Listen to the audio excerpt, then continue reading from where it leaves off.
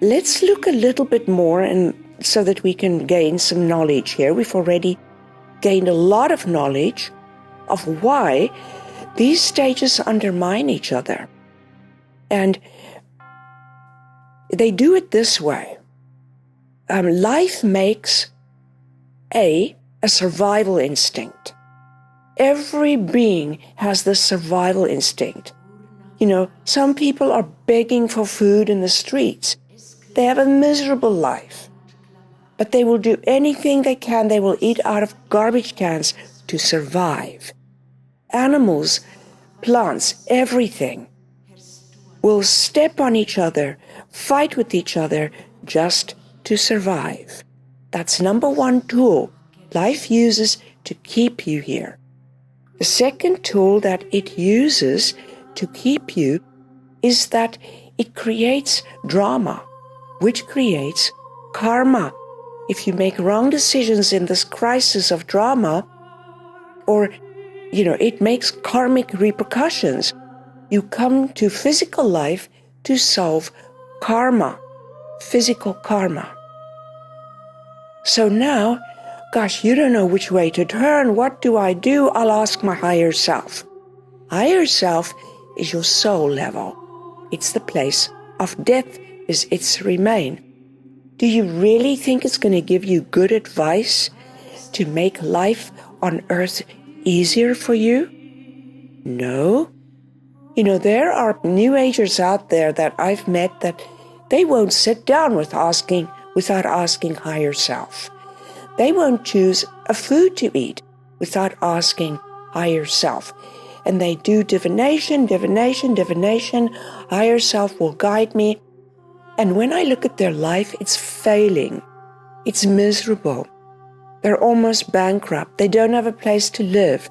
They don't have satisfying relationships or home lives. It's not about to give you good advice for lower self and have you stay in life and not want to leave because life is now much easier. It gives you advice that sounds like good advice, but ultimately it isn't.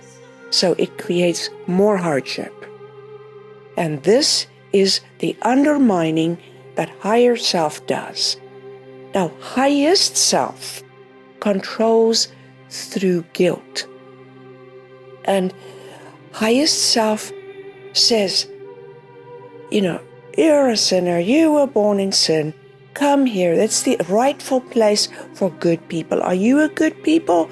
Okay, come to me. It lures you away from life through guilt. It also lures you away from death. You can also ascend from death through guilt, because in death, it is not that easy. What you are coping with here is not physical karma, it's emotional karma. So there's great emotional hardship in death. Now there is something else that Spirit uses to keep you in the realms of ascension, which is, as we've said, its arena. To understand the other lure of ascension, when you're in life and you pass to the soul world, life to death, the pain of the departure has been one of the primary pains of humanity. Death of a loved one is one of the hardest things that you can experience because of the finality of it.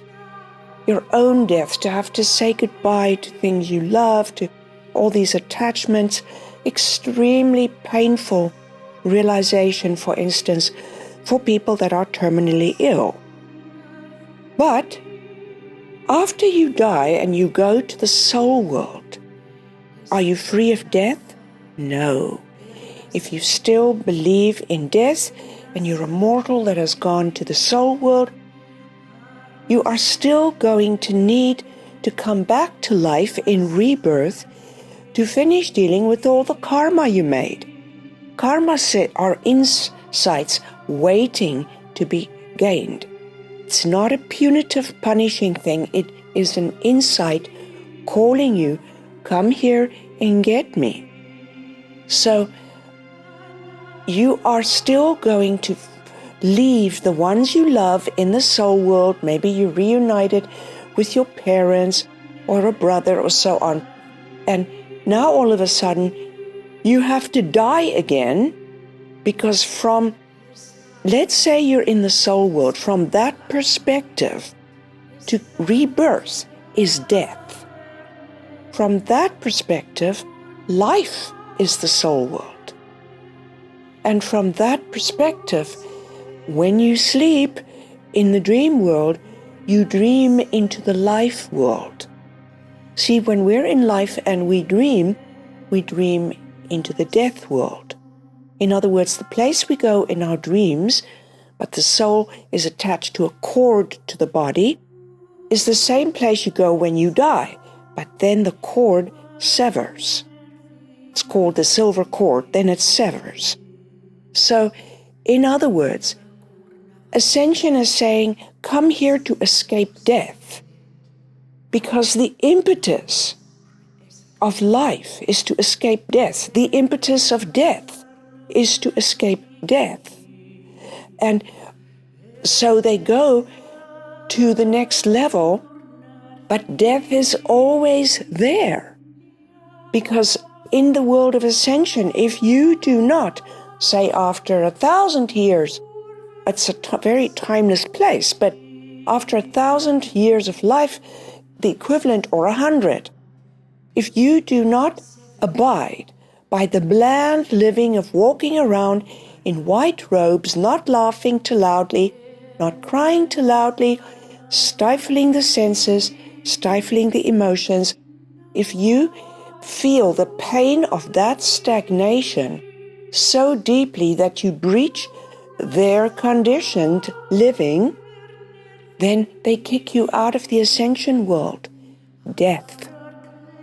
And now you have to go back to rebirth. So death is the abrupt ending of one stage to another, and in all three stages, it still exists, if that is what we mean by death.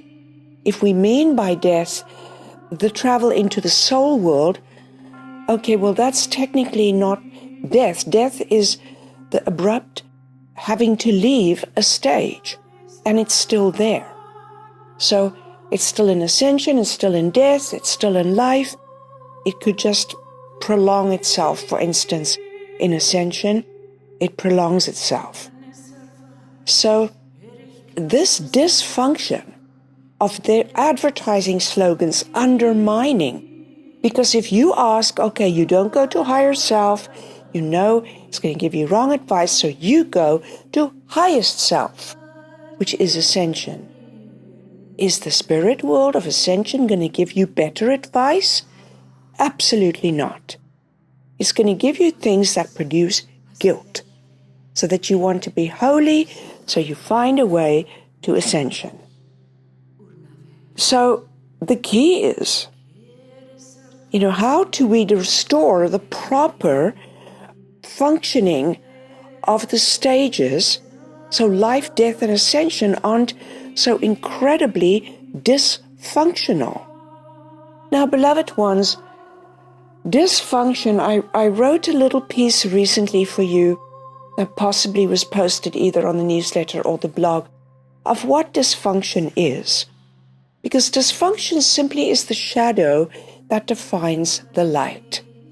In other words, dysfunction, when you get through it, teaches you what you are not, so you can more fully understand what you are.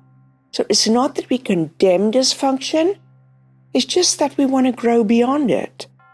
We want to grow to a place where such painful separations and guilt and fear and so forth isn't necessary to be the impetus for us to move between different stages. That effortlessly evolution can take place without these abrupt endings and beginnings.